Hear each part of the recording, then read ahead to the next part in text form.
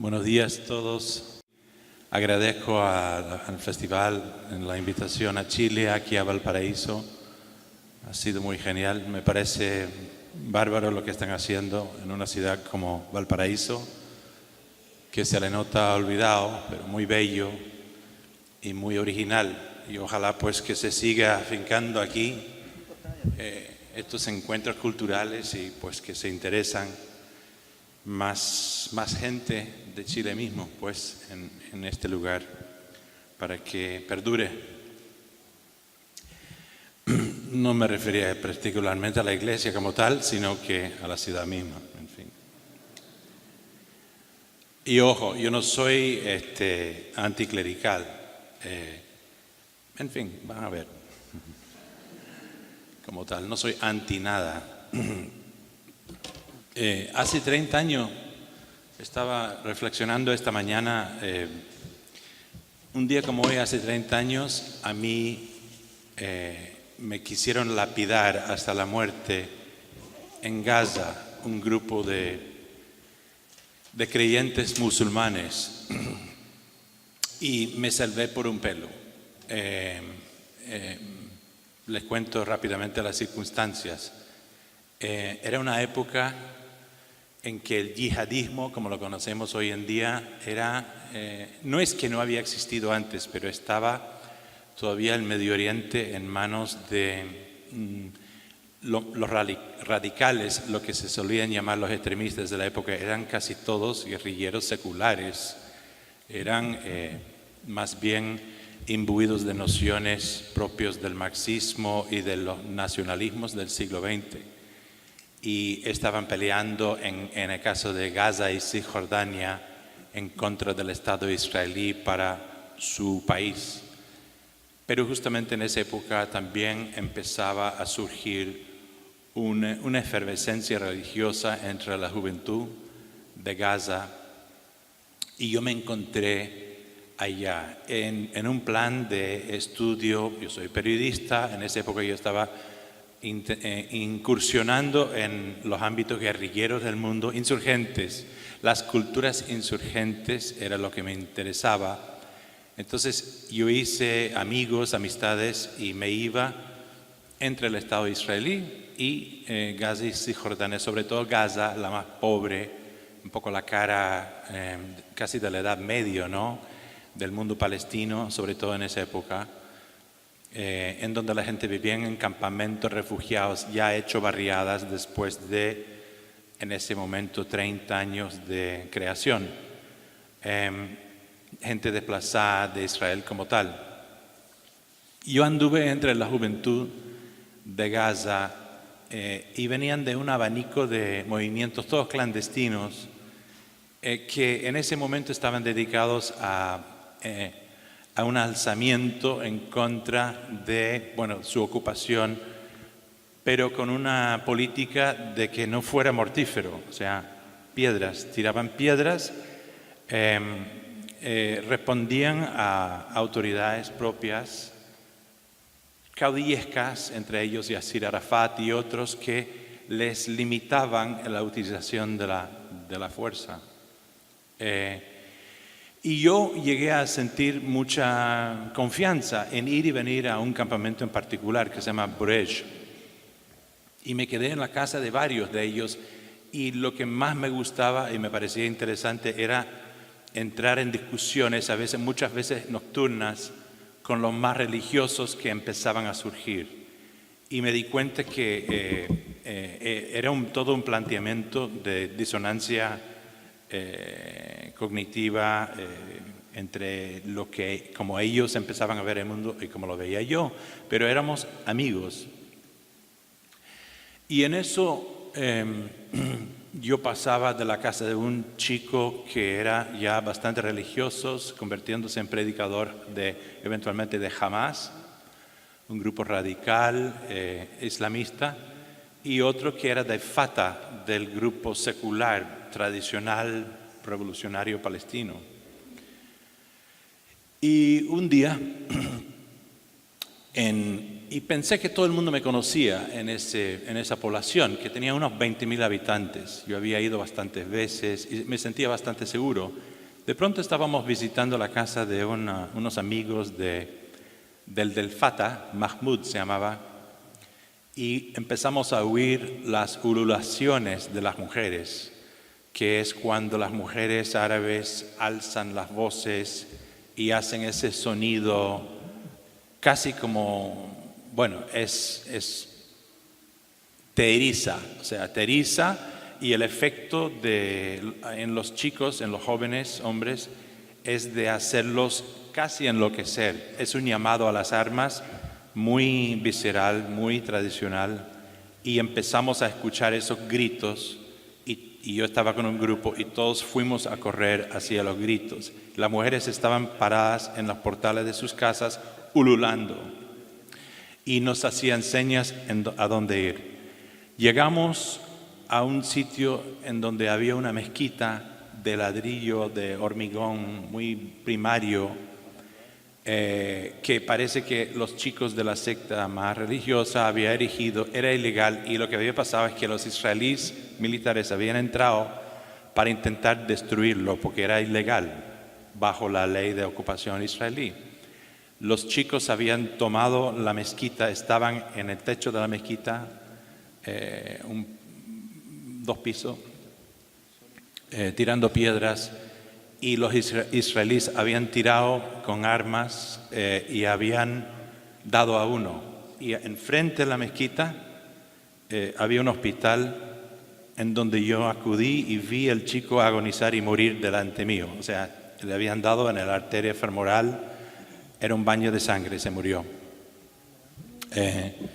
Yo en el alboroto perdí vista de mis amigos y me crucé al frente y me agarraron unos tipos que yo no conocía, palestinos, y me llevaron detrás de la mezquita, en donde inmediatamente me comenzaron a rodear un sinfín de hombres y jóvenes, y cada uno agarrando una piedra, un ladrillo, y gritándome que yo era un kafir, un infiel y además judío. O sea, en eso, pues alguien me reconoció de la casa de Mahmoud y me salvó la vida. Voy a acelerar la historia un poquito porque es larga. Duró varias horas en que me llevaron también al techo de la mezquita para utilizarme como escudo humano en el tiroteo con los israelíes. A mí no me dio ninguna bala, lo dio a otro que estaba conmigo, y luego otro me agarró, pensé que me iba a salvar, pero me llevó y me entregó a otra gente que entendí que eran mis verdugos y me querían llevar barriada adentro, y en un tilín en que vi una boca calle y que no me tenían muy agarrado, logré zafarme y me salvé. Lo importante de esto no es lo que pasó a mí, es lo que significó en esa barriada, en ese lugar. De hecho, lo que me había pillado era el momento casi de cruce entre quizás la lucha secular en Palestina, eficaz, y la lucha religiosa eficaz. La lucha secular ineficaz y la lucha religiosa eficaz. Los chicos con quien yo había andado en mi ausencia y debido a lo que me había pasado, entraron en una especie de guerra que estaba ya en ciernes, mucha tensión, pero llegaron a matarse entre sí. Mi episodio era un agravio más para los seculares. Pude visitar a Brecht una vez más y conocer al tipo que me había agarrado, y reconoció que su intención era justiciarme, pero había una especie de paz, una neutralidad, un cese de fuego entre ellos dos. Pues al final la comunidad entera se entregó a lo que llamaríamos desde Occidente el extremismo musulmán, y desde lejos entendí que les daba una fuerza que no tenía antes, no tenían antes. Se sentían empoderados y enardecidos y capacitados a lograr la utopía en tierra. La utopía en tierra es lo que busca todo revolucionario, es el valor máxime, la predisposición al sacrificio para lograr la abstracción de su utopía. En el caso de los palestinos, ya la patria anhelada estaba ya mezclada con nociones de paraíso y la utopía abstracta que inculcaba el Corán a través de sus mulás, sus hombres sabios, que habían trabajado en esa sociedad desde hace un tiempo. En mi visita 2 años después, me quedé en la casa del amigo mío, el mayor amigo mío, que era religioso, Hisham. Y tuvimos una vez más un argumento nocturno. Los árabes, por fama, son muy hospitalarios y él era, como todos, muy hospitalario.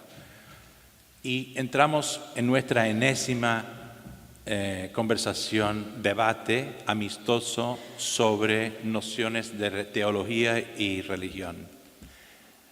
Y llegamos a un punto en la madrugada en que, y yo siempre los retaba a convencerme. Ajá, ok, tú dices eso, convénceme. Y llegamos al punto que él había eludido en todas nuestras conversaciones anteriores, que era, ¿qué harían ellos una vez que lograron el poder y el Estado religioso que querían erigir con las minorías, ¿no? Los cristianos, los judíos, los que también vivían en ese Estado grande bíblico, ¿no? Del futuro Palestina. Y lo quiso eludir una vez más y lo insistí y me dijo, por supuesto que toleraremos y protegeremos a las minorías, pero claro, tendrán que eventualmente convertir. Y yo le dije, ¿y si no? Y dijo, bueno, para eso está el Sharia. El Sharia, bueno, su sistema de leyes interpretados, como todo sistema de leyes, de acuerdo a cada cual, cada cultura.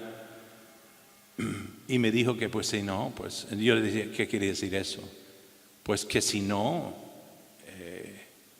serás ajusticiado. Y en ese momento me di cuenta que él era mi enemigo y que yo era su enemigo. Y por primera vez un amigo se convirtió en un enemigo mortal. Y yo sabía, y los dos sabíamos, que lo que me acaba de decir significaba que en un día de esas él me ajusticiaría. Y yo, entendiendo eso, entendí que yo también lo tendría que matar antes que eso sucediera. En fin, ese encuentro me dolió, me sirvió de mucho y sentí una sombra. No, me ensombreció un poco la perspectiva a partir de entonces. Yo nunca había sentido eso, que yo podía matar por una razón de supervivencia y también filosófica, en carne propia. De hecho, yo fui a la cama y él lo hablamos, lo reconoció, pero yo seguía siendo su huésped. Y por razones de hospitalidad musulmana me quedé en su casa hasta la madrugada. Recuerdo que me despertó con pan caliente del mercado y la noticia jubilante de que los muchachos acababan de degollar una espía, una mujer, y todo el pueblo estaba ululando en un jubileo por este asesinato. Era una mujer que trabajaba en el hospital, en ese hospital subsidiado por las Naciones Unidas, y las cosas se habían extremado a tal punto que a una mujer que trabajaba ya podía ser tildado de espía. ¿no? Porque estaba de alguna forma u otra en colusión con Occidente, es decir, los infieles, los que no eran nosotros y por ende matables. Bueno, es solo uno de 16 historias que les podría contar que me han ido convenciendo a través de todos estos años de que es más que la utilización política de la religión. Es la religión, es la existencia de la religión como tal que justifica el derramamiento de sangre, a mi juicio. Para avanzar, hoy día no tenía la tecnología para decirles de YouTube, ponerle esto, pero en YouTube hoy hay una viñeta ahí visual filmada que es un enfrentamiento entre un monje budista con su batón ¿cómo se llama? Su toga de azafrán, color azafrán, con un tamil hindú, quiere decir de la otra etnia, en Sri Lanka. Y el monje budista está enardecido, está intentando armar un grupo para linchar a este hindú, que nada más por su color y su fe lo está increpando. Acaban de tener una terrible guerra sectaria ahí, y los monjes budistas, a mí no me sorprendía eso, han sido detonantes de la guerra sectaria desde su principio. Son ellos que claman a la muchedumbre a linchar a los católicos o hindúes tamiles de la otra etnia. Y si vieras este video, te chocaría. Yo sé que la mayoría de gente en Occidente tiene una noción del budismo como dulzura y luz, ¿no? El Dalai Lama y todo eso. Hay varias vertientes del budismo, y una de las vertientes del budismo es guerrerista, bélica, sectaria, y lo ha sido desde hace un rato. Es la que corre desde Tailandia a Birmania hasta Sri Lanka. Hoy en día, junto con las guerras del Medio Oriente, donde ves derramamiento de sangre por razones supuestamente políticas o comunales, hay un detonante religioso. Y los que están detonando, los que están instigando a la violencia, son hombres de Dios, son los religiosos. En el video que les menciono, uno, sin saber el idioma que están hablando, se asusta porque te das cuenta que el odio es tanto emanando del cura que el pobre hindú parado y con gente mirando que comienzan a llegar, está tan aterrorizado que es totalmente inerme. Es decir, tiene mucha suerte que no lo lincharon ahí mismo. Apareció un policía y llegó el monje y se calmó ese episodio. Pero digamos, ese pueblo ha sido ensangrentado desde hace 30 años y antes también, justamente por razones de interpretación religiosa y comunal. Nada más si miramos en el tablero de Google News de lo que ha pasado en el mundo, más allá de Trump, en los últimos 24 horas, ayer, más de 50 feligreses sufíes matados por sunitas en una danza religiosa en Pakistán. O sea, una secta musulmana en contra de otra, pero gente inocente como ustedes aquí en esta congregación, matados porque sí, porque son de la otra interpretación de la palabra divina. Y hoy, desoladamente esperanzadora, el ejército iraquí ha retomado el pueblo de Nimroz, cerca de Mosul, en donde ISIS hasta hace 2 años devastó los monumentos, algunos de los monumentos más antiguos de la humanidad, perteneciente a los asirios, ¿no? Las famosas estatuas de Nimrod. No sé lo que quedará, probablemente escombro.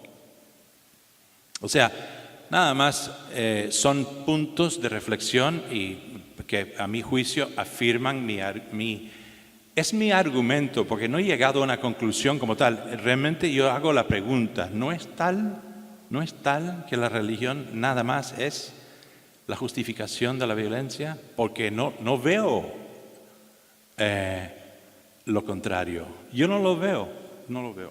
Hoy, en grandes rasgos, las guerras de nuestro tiempo en Siria, Irak, en Libia, con sus enconadas terroristas en Turquía, en el norte de África, en Asia, en Europa misma, contraponen movimientos inspirados por la fe religiosa en contra de sociedades seculares.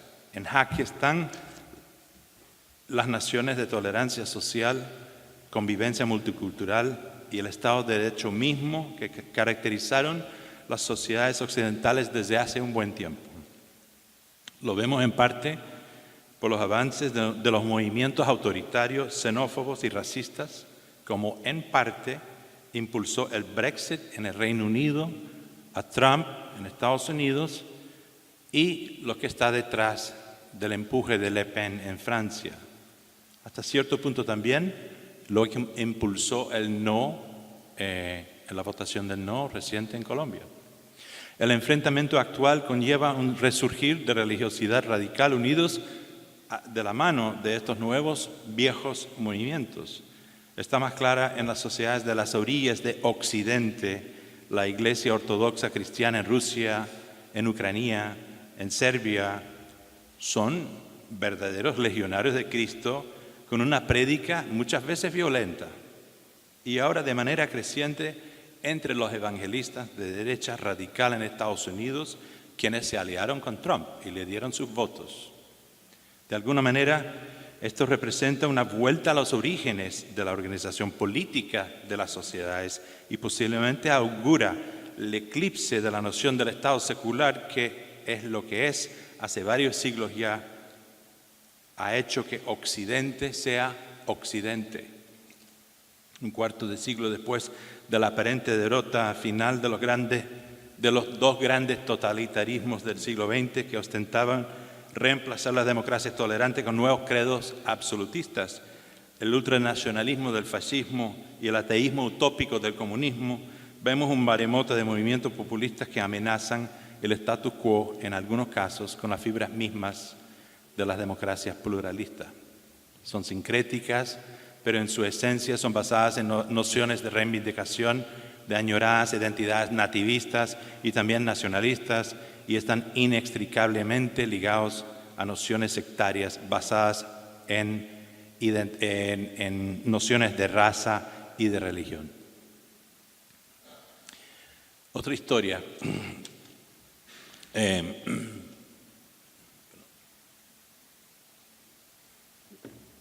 Cuando tenía 13 años, yo viví un año en Liberia con un tío mío en África, un geólogo.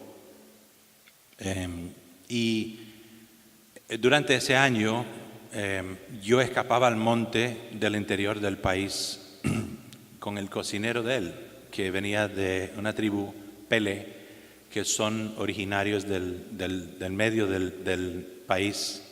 En esa época eran al final del camino pavimentado a 8 horas de la capital y luego 8 horas a pie, después varias horas más en pista de tierra y después de un pueblo donde había una universidad de misioneros, sobre todo agrícola, ¿no? Era 8 horas a pie hasta su aldea. Entonces yo fui con él varias veces a esa aldea y para mí fue una experiencia genial y transformativa, porque al llegar a su pueblo, Balama, fui aceptado por la comunidad, me dieron un nombre, bailé por primera vez con ellos y estuve presente en algunas ocasiones que ya son quizás de antropología, es decir, ya son casi de la historia, estuve en el momento del año en que aparece el llamado diablo del monte, que llega a los pueblos del monte del interior para capturar niños y llevarlos a lo que ellos llaman la escuela del monte. Era inesperado para mí.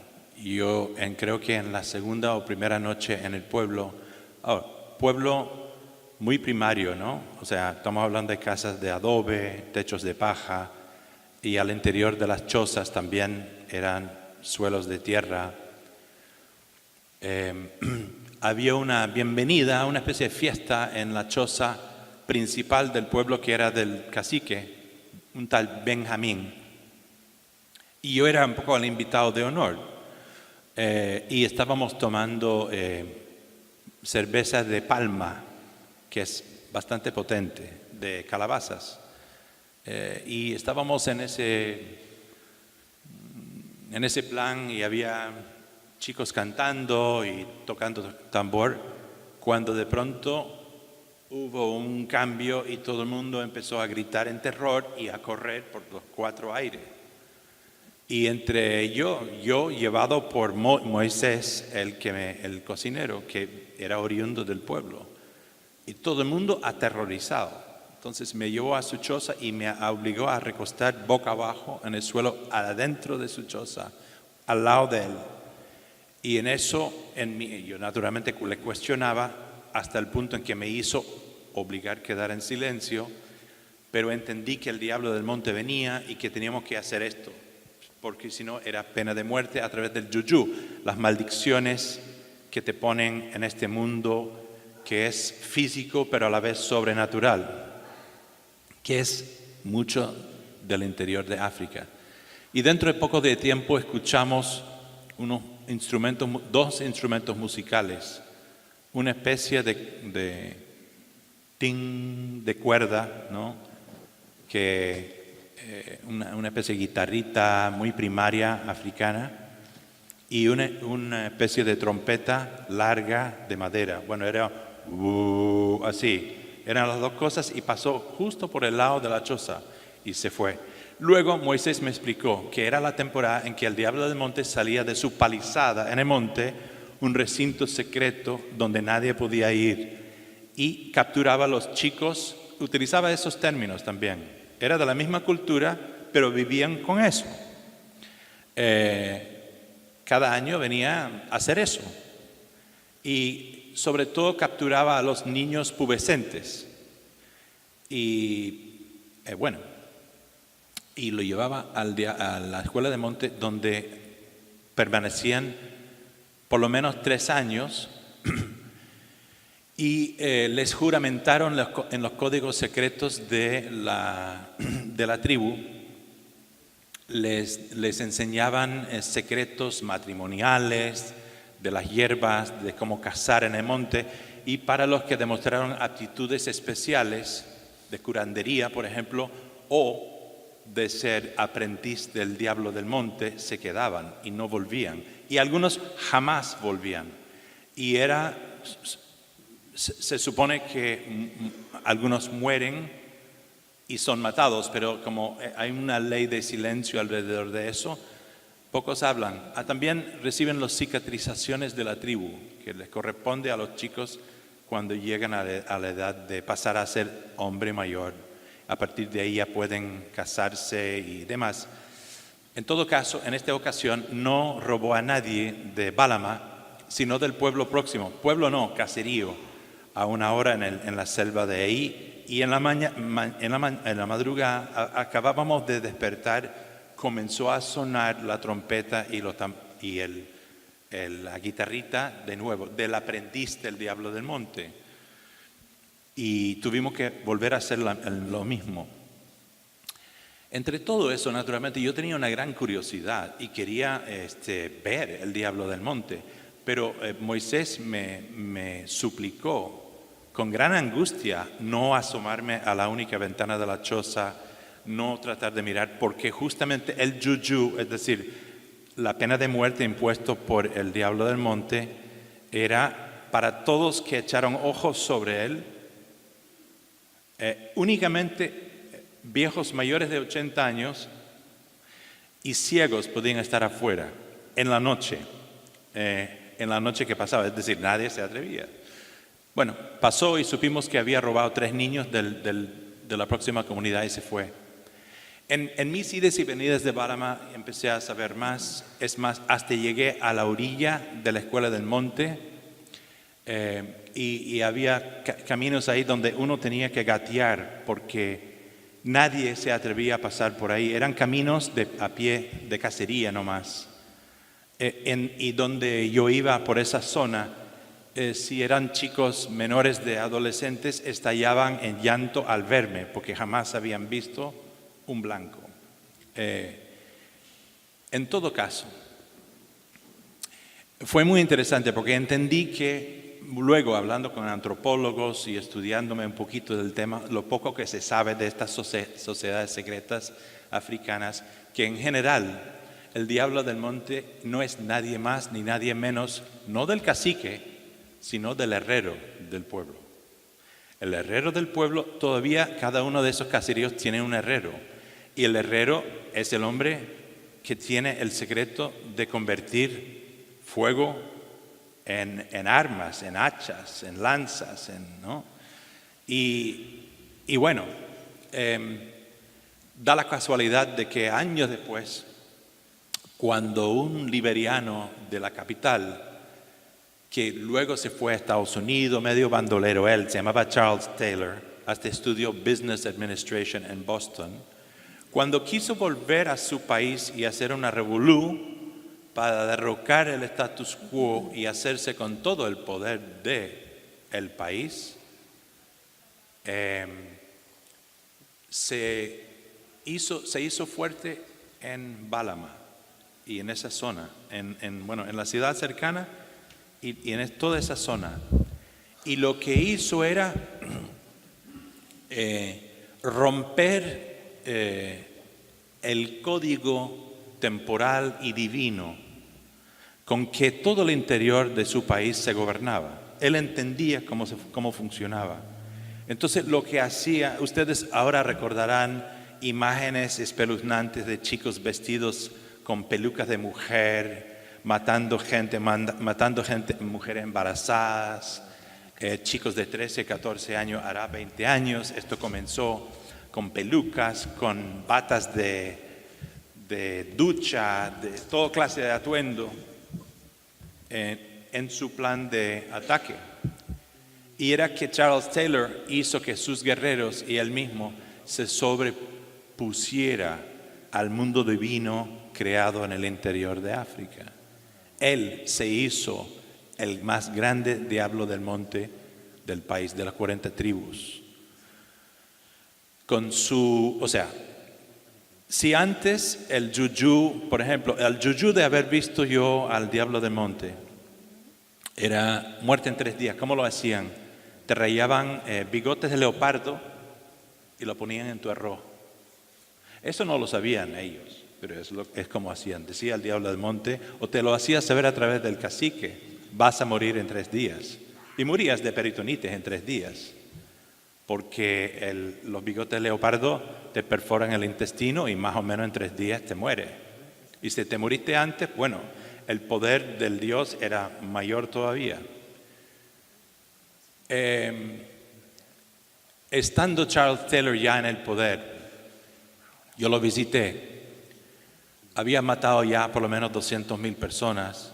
Los guardias presidenciales eran estos niños asesinos que los convirtió, violentó los códigos tribales para hacerlos sentir ellos mismos divinos a través del derramamiento de sangre. El día que yo lo visité en el antiguo Palacio Presidencial, vi que estaban talando los árboles del parque presidencial. Y yo pregunté, ¿por qué están talando los árboles? ¿Por qué los están tumbando? Y decían, porque habían visto un búho en los árboles, y como todos saben, los búhos son brujos y hay que matarlos, o sea, hay que restarles hábitat. Dentro del Palacio Presidencial era un lugar tétrico, lleno de, nada de luz, lleno de estos niños asesinos borrachos y drogados. Y llegué donde él estaba en un trono y andaba una especie de palo de madera tallada roja. Y en este encuentro le preguntaba el significado del barrote y me decía que lo había llevado desde la guerra y era de un árbol mágico. Y yo decía, me daba el nombre en africano y le decía, ¿y por qué es mágico? Y mirándome fijamente a los ojos me decía, porque todo ser vivo, animal o humano, que pasa cerca de ese árbol, se muere. Entonces entendí, él, que entendía muy bien las creencias del monte, pero también de Boston, entendí exactamente lo que me estaba diciendo, que él quería ser visto como el Dios malévolo, quería ser visto como el diablo del monte. Todo el país estaba en un estado de terror con él. Fin de la historia, es decir, durante 20 años ese hombre arrasó en África, es él que mandó los cortabrazos a Sierra Leona y desangró a toda una región de África. Ahora está en La Haya con una condena de 50 años, pero estando yo con él, había inclusive religiosos norteamericanos intentando sacarle el ángel. Jimmy Carter le visitó y entendía que era un hombre que estaba llevado por el diablo. Jimmy Carter, el expresidente, un hombre religioso, de buenas intenciones. Y él estableció una relación con Taylor y pensó que lo podía salvar, que era un hombre en el fondo que llevado entre el bien y el mal, y que al hacerse presidente le podría sacar el bien, salvarlo por Dios. Bueno, no sé si le salvó nada, pero era muy interesante ver esta cosa de los religiosos norteamericanos, yo diría un poco ingenuos, pensando que podían lidiar con alguien así. Y estaban intentando convencer a la entonces administración de Clinton de desembolsar plata para ayudar a subvencionar ese gobierno. En fin. Para mí, esa experiencia en África me ha servido como, o sea, yo lo veo como la construcción del poder original. La construcción del poder original que, y se lo digo, perdón. La histórica alianza del poder temporal y divino como la máxima fuerza organizativa de las sociedades. Antes de nociones de iluminación, de resplandecimiento, que no existía el Estado de Derecho como lo conocemos hoy en día, la ley eran impuestos por los reyes dioses, eran violentos. La sociedad tribal está organizada con fe ciega en lo sobrenatural, y el poder está en las manos de hombres que comparten secretos del mundo divino. Bueno, podemos pasar adelante a la actualidad en África y nada más, míralo. O sea, si no es el ejército de resistencia del Lord, del Señor en Uganda,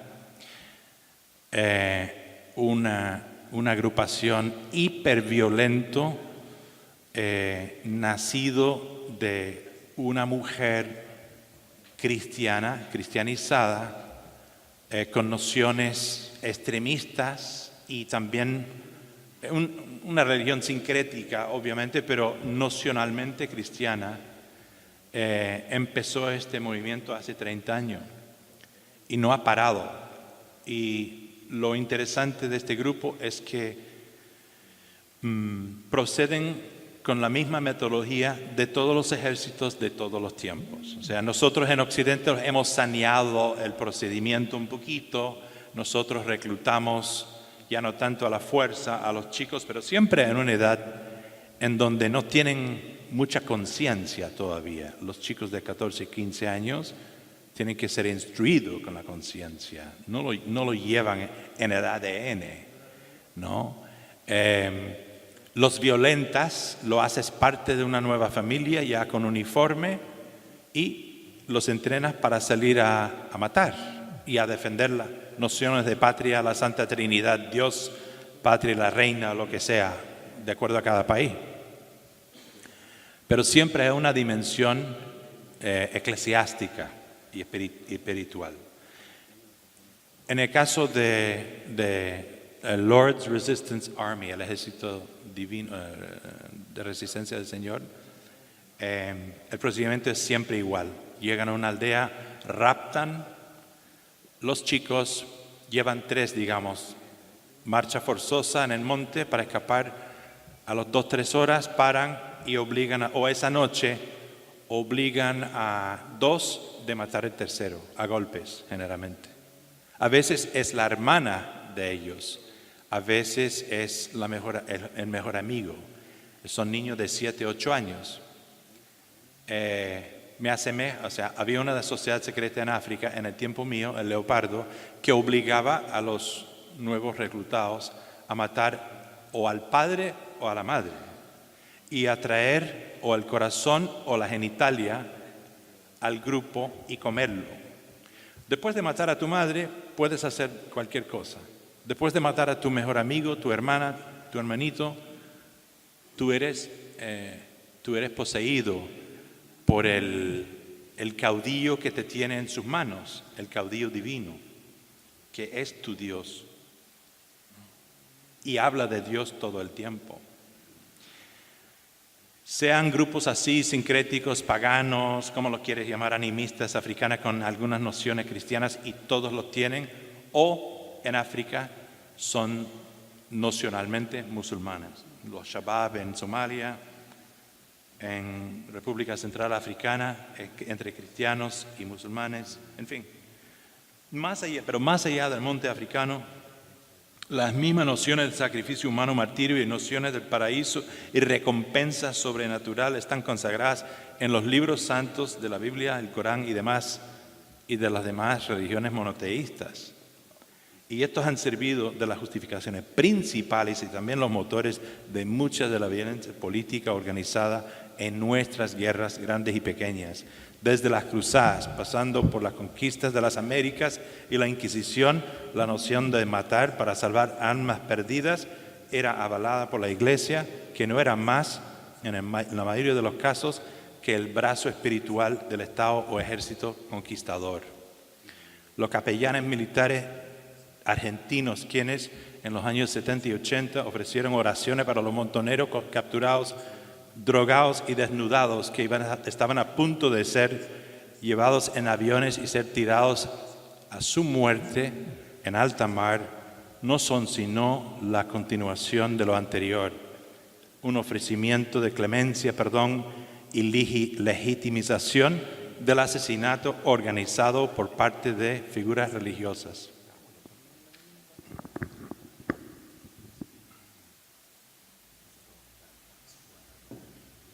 Los movimientos seculares radicales guerrilleros inclusive mostraron su necesidad de crear un panteón espiritual para llevar a cabo sus campañas violentas. Donde había una ostentación del ateísmo, intuitivamente crearon mundos ideológicos arropados por la fe, prácticamente sucesores de las instituciones religiosas que habían aborrecido y decían buscar suplantar con el humanismo. Con su juramento de buscar nutrir la tierra con su sangre para servir de abono a nuevos revolucionarios, el Che Guevara no hizo más que resucitar las nociones espirituales enquistadas en la sociedad por siglos de prédica y ejercicio del poder por parte de la Iglesia Católica en América Latina. En el año 89, yo pasé como 2 semanas con un grupo de chicos salvadoreños en las montañas de su provincia de Chalatenango, colindante con Honduras y Guatemala. La agrupación guerrillera se llamaba las FPL, las Fuerzas Populares de Liberación, marxista. Y fue muy interesante porque anduve con unos chicos de 14 y 15 años a 16, que eran la segunda generación de guerrilleros. perdón, año 90. Y el que los llevaba era una especie de hermano mayor, treintón.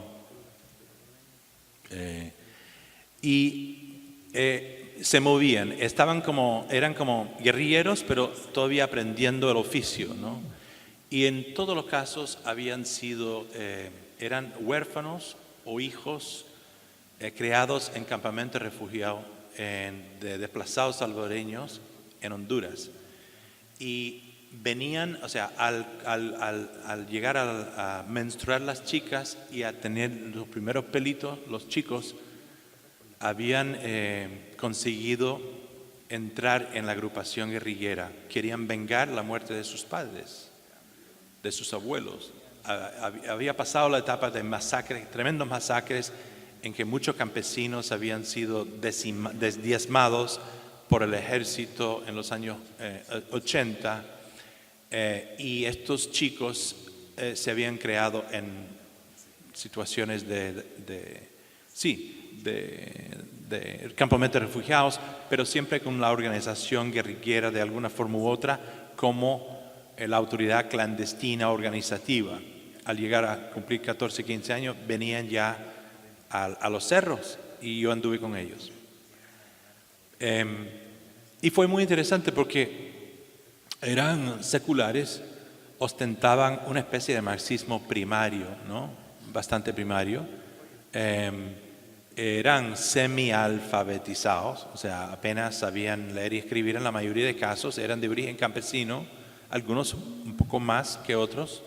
Eran adolescentes además con todas sus hormonas explotando, enamorándose y todas esas cosas.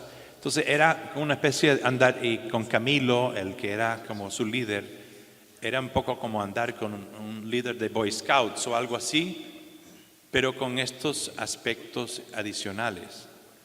Predicaban una especie de humanismo, pero había una noción de venganza necesaria también, y justificación por su presencia en la guerra ahí, muy patente, innegable. El Estado no los había protegido, el Estado había matado a sus padres, el Estado los desconocía, y ellos, su presencia como guerrilleros en el suelo salvadoreño era una reivindicación de las injusticias que el Estado había visitado a sus familias y a sus sociedades. Había una chica, y esto es el punto de la anécdota, que tenía 16 años y que en una conversación que tuvimos me explicaba algo más de su familia. Venía de la capital, sus padres también eran guerrilleros, pero en la clandestinidad urbana, me parece a mí. Y el papá de ella la mandaba cartas a través de correos clandestinos que le llegaban, todavía en papel, ¿no? En esa época. Y comenzamos a hablar del Che. Más bien, yo le decía, ¿y qué dice tu papá a ti? Y me dice que sea como el Che, que no olvides del sacrificio que hizo el Che por nosotros, que tienes que ser como el Che. Y ella, cuando hablaba del Che, susurraba como una niña en una iglesia. Es decir, su voz cambió, habló de él como una figura amada, religiosa. Era un santo para ella. Y además había algo como yo creo que suele suceder tanto en jóvenes como de ambos sexos, en un momento de ese tránsito adolescentil, una atracción que va más allá de lo espiritual, también a la figura muerta, ¿no? Muy interesante. Y a partir de ahí fue otro momento para mí, un poco de abre ojos, en que me di cuenta y me comencé a interesar muchísimo en la figura del Che Guevara a partir de ese momento, en realidad. Porque me di cuenta que era una especie de encarnación, un santo secular para un mundo secular, o que ostentaba el ateísmo y la secularidad radical. El actual ejército guerrillero colombiano, ELN, hasta la FARC, la más famosa, el Ejército de Liberación Nacional, es legado de estas mismas nociones, inspirado en la teología de la liberación, el esquismo cristiano del marxismo, y fue conducido en sus primeros momentos por un cura, Camilo Torres, y después por muchos años por un cura español. Con la misma invocación a Dios, muchos de los soldados y los paramilitares anticomunistas que han combatido a estos con tanto fervor y crueldad han ostentado también ser algo así como los soldados de Dios combatiendo a los legionarios del anticristo, Satanás.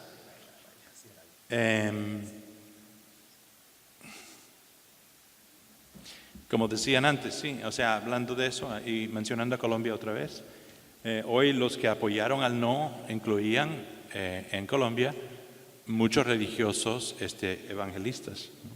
Era un componente, dicen, decisivo de esa votación. Hoy América Latina no está en guerra como tal, salvo Colombia, pero sí tiene las sociedades, ojo, más violentas sobre la faz de la tierra, fuera de las guerras del Medio Oriente, donde hay sí guerras abiertamente políticas o religiosas. Y en casi todas el factor fe y religión está presente. A los humildes e inocentes su fe les da alivio temporal y a los violentos les da sus justificaciones.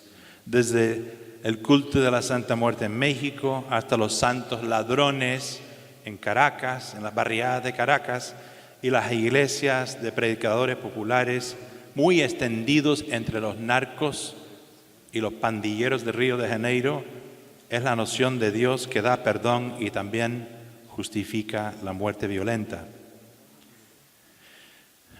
Hace pocos años yo he andado con esta gente.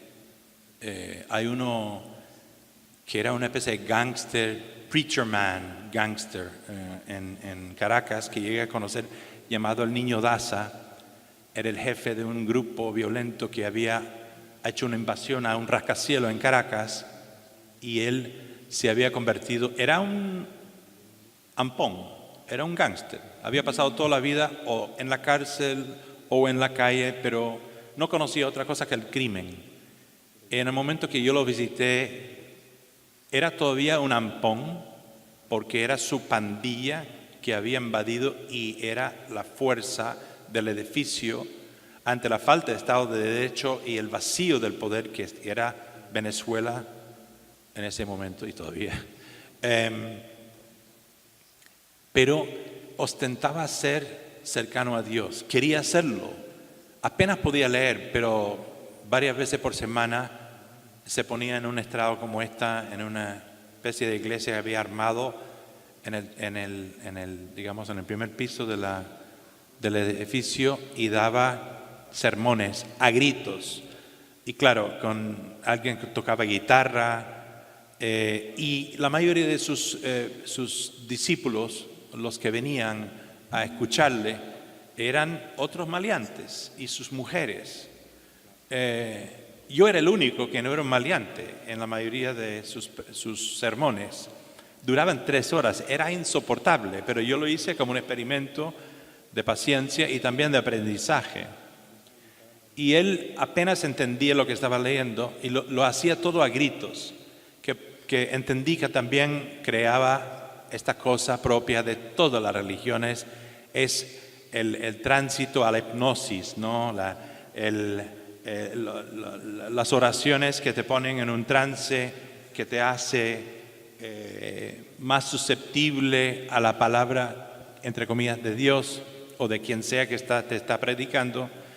Y en el caso de ellos daba algo de pena, porque en el fondo eran muchachos que nunca habían conocido otra vida, nunca habían conocido la mano misericordia del Estado, nunca habían sentido algo tierno, humanismo, o sea, las nociones humanistas simplemente no los había tocado jamás, y estaban dentro de su ceguera intentando hacer un simulacro de lo que concebían que podía traerles resplandecimiento y salvación.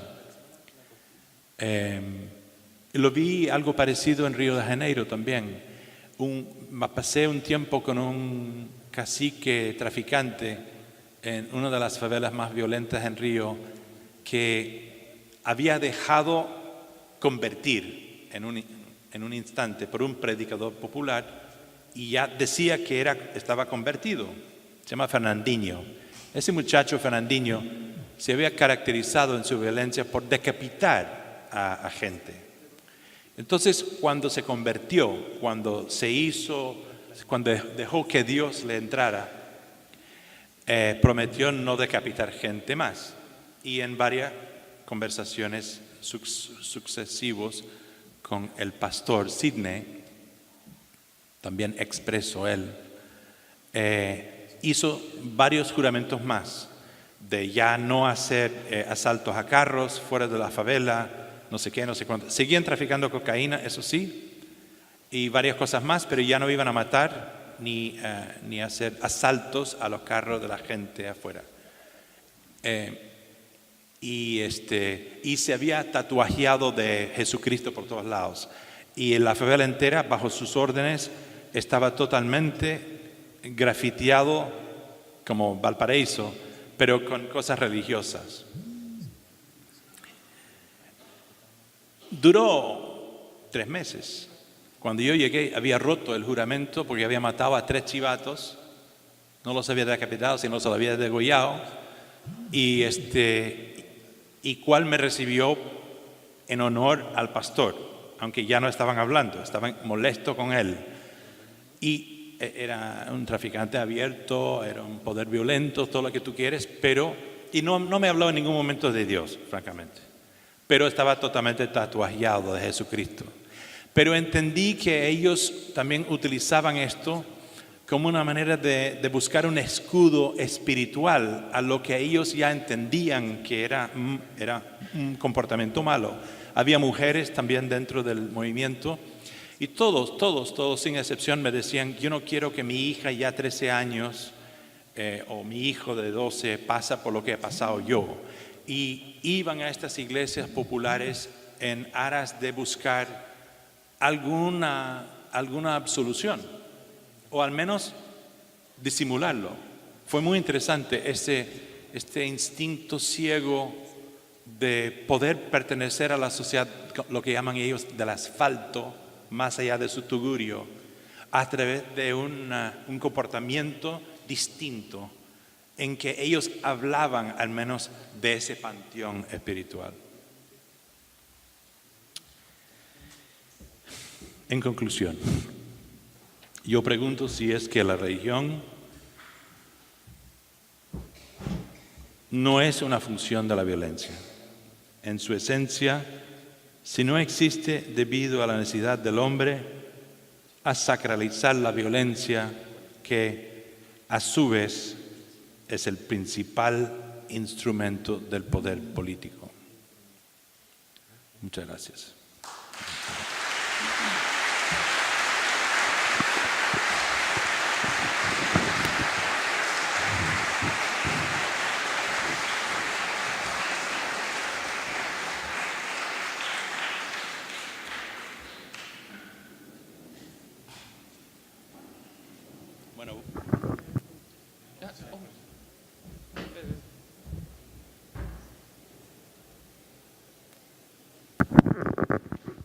Bueno, creo que tenemos algunos minutos para sus preguntas. Me han pasado varios papeles.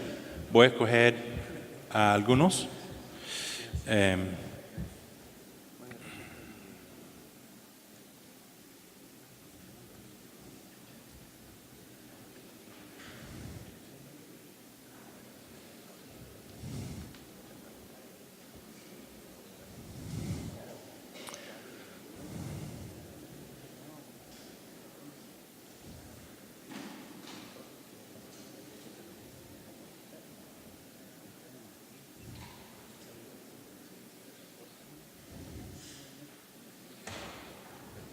Bueno, varios me hacen preguntas, muchos tienen que ver con los musulmanes. Todos estamos muy al tanto que en este momento el terrorismo musulmana o islamista está en auge, y creo que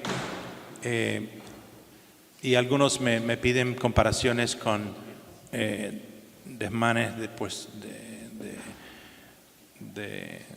del mundo occidental, judeo-cristiano. Mira, enfatizo, o sea, yo no digo que es el único detonante de la violencia. O sea, gente se matan por razones de tierra, de cosas mucho más básicas que la fe. Lo que he visto una y otra vez es que la fe casi siempre hace una aparición en campos de batalla, sea como sea. Es como si el hombre tuviera un instinto que matar no es bueno. Bueno, todas las religiones tienen eso como uno de sus mandamientos, ¿no? Yo creo que lo sabemos desde que somos chicos. Y no hace falta una religión que nos diga que no es bueno matar. La vida cambia. Para la persona matada termina. Y para los que están alrededor significa una pérdida a veces existencial fuertísimo. En casos de muertes de hombres de familia, padres de familia, en lugares agrestes, primarias, puede significar la muerte de la familia entera o la pérdida de esa familia, porque la mujer generalmente es llevada por otros hombres y los chicos o matados o repartidos como esclavos entre otros, ¿no?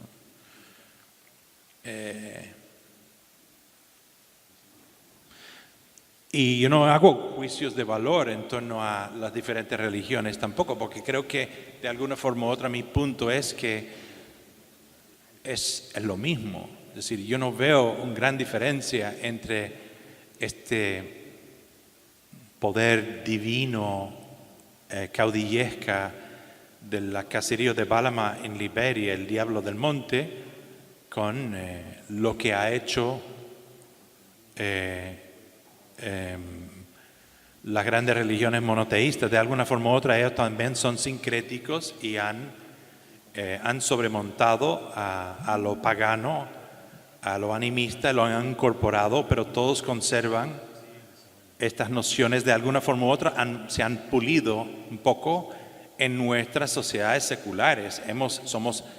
Intentamos ser menos violentos. Donde vemos la violencia en su mayor grado está en países en donde no se han regado las nociones de separación de iglesia y Estado, y por eso mismo en el mundo musulmán la violencia está más arraigada. Había una, entre amigos progres, había una, o hay una tendencia de sonreír a teorías como la colisión de civilizaciones de Huntington y no sé qué. Pero en realidad hay que reconocer que sí lo hay. El mundo musulmán en su mayoría, o sea, siempre hay excepciones, ¿no? Es el lugar en el mundo menos democrático, menos cosmopolita, menos cambiado en los últimos siglos. El resplandecimiento no pasó por ahí. Me acuerdo que hace unos 15 años leí una historia en que daba la estadística de que en España cada año, digamos año 2000, en España cada año traducían de otros idiomas al español y publicaban en España 50.000 libros. Y en el mundo árabe la figura era 1000, en todo el mundo árabe. España, que tiene 48 millones de personas. El mundo musulmán tiene 1 billón.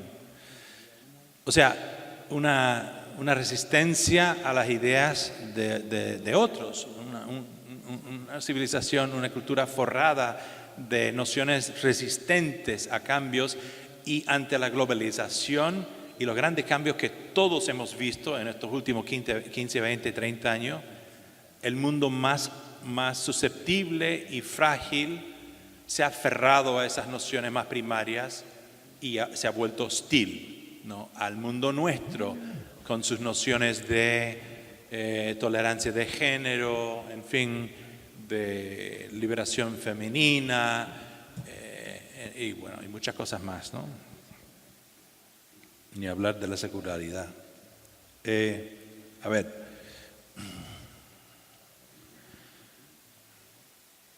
desde el punto de vista de la religión, el poder, cómo se define el Ku Klux Klan y su resurgimiento en la era de Trump. Bueno, lo mencioné, aludía al Ku Klux Klan, que por supuesto es un grupo de supremacistas blancas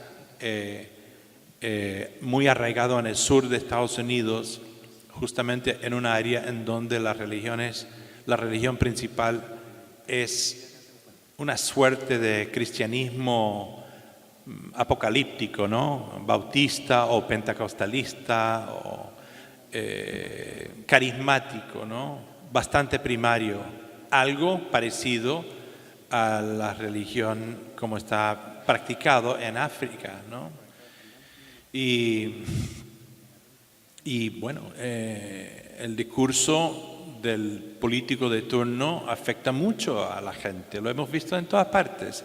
Para los que no crean en la versión del hombre grande de la historia, yo simplemente les digo, entonces, ¿por qué estamos tan ansiosos ante la pronta inauguración de Donald Trump como presidente norteamericano? Sabemos todos que va a cambiar las cosas, que significa un cambio, que su personalidad va a imbuir y de alguna forma u otra va a degradar y contagiar con su voz y su imaginario las instituciones norteamericanas. Lo sabemos ya. Desde ya ha creado un efecto en la población. Entre los inmigrantes hay un zozobra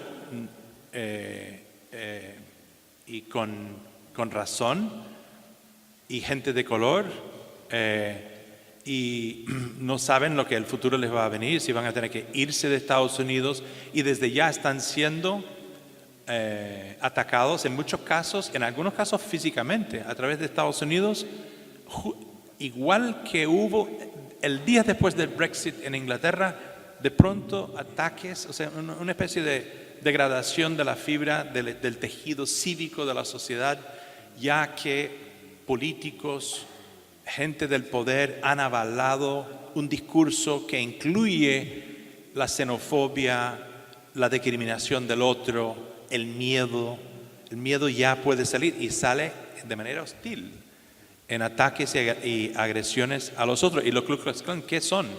No son más que la mano violenta, la expresión más primitiva de esa sociedad esclavista blanca del sur que hasta hace 150 años se inculcó y se avaló de esos valores, siendo esa sociedad esclavista, resistió al esfuerzo de la unión, de la emancipación de los esclavos, fue devastada en la guerra civil norteamericana y básicamente dejado a su suerte durante 100 años más, hasta los años 60, en donde finalmente con Kennedy y Johnson comenzaron a intentar, porque vieron que era un problema, esta gente todavía reacios a las leyes federales de tolerancia, y el Ku Klux Klan linchando gente como Pedro en su casa, ¿no? El Ku Klux Klan eran los grandes, vendían postales de los ahorcamientos que hacían de gente negra en el sur, hasta en los años 30, imagínense. Y hoy, el día después de la victoria de Trump, aparecieron con batones en Carolina del Norte, cosa que no había, o sea, es inconcebible. Y David Duke, el gran maestro, el dragón, no sé cómo lo llaman, del Ku Klux Klan, que se supone que son defensores de los valores del cristianismo, en su esencia, básicamente. Ha ganado un puesto en el Congreso norteamericano y mandó fervorosos deseos de suerte al señor Trump.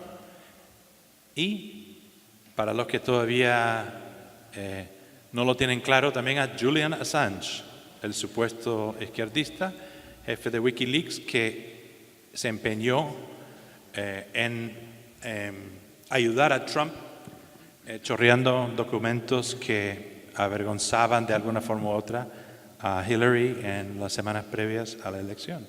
Estamos en tiempos realmente feos. En fin.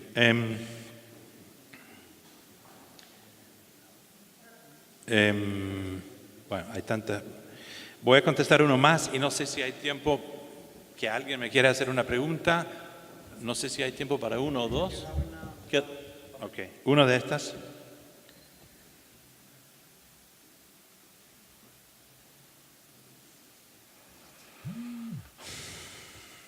Si creo que existe un Dios bueno. No sé quién me hizo la pregunta, no me han estado escuchando. Sí, por supuesto que nosotros hemos pulido nuestro Dios. Ya no es el Dios vengativo, el Dios que mata, supuestamente. Yo he pasado momentos muy gratos en iglesias, mezquitas, templos hindúes, templos budistas por el mundo. Yo los reconozco como, en muchos casos, como lugares de confort espiritual. Uno puede estar solo con sí mismo ahí. A mí me costó sobrepasar mi animadversión a estas nociones de fe irracional y la historia de lo que ha significado la religión para sentir así. Pero reconozco que en el mejor de los casos puede servir así. Pero, y esto es muy duro decir, pero es una paliativa, ¿no? Es una paliativa temporal,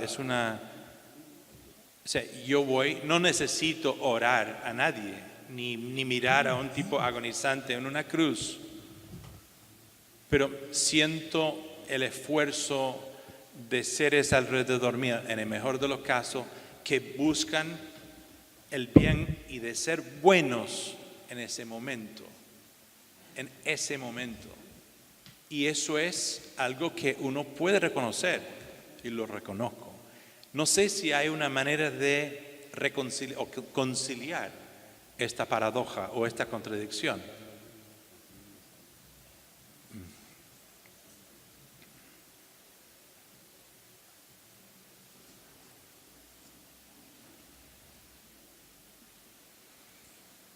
Bueno, muchos me preguntaban como si,